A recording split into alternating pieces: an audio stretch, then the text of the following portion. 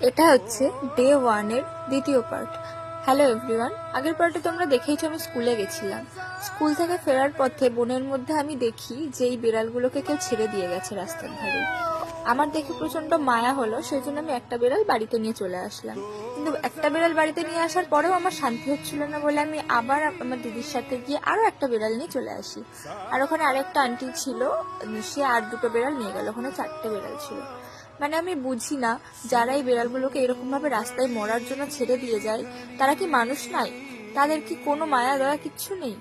যাই হোক, তারপর বিকালে আমি একটু রেডি সেডি হয়ে বেরিয়ে গেছিলাম আমার ফ্রেন্ডদের সাথে ঘুরতে। এই যে আমার গুণধর ফ্রেন্ডগুলো। আর আমি যেখানে গেছিলাম এটা হচ্ছে মুকুন্দনগর গঙ্গার ঘাটের কাছেই। এই রেস্টুরেন্টটার অ্যাম্বিয়েন্স না আমার খুব ভালো লাগে। তো এই যে আমার বান্ধবীদের সাথে আমি কফি আর মোমো খেয়ে নিলাম। তো আজকের ভিডিও এই পর্যন্তই, দেখা হবে অন্য আরেকটা ভিডিওতে। টাটা।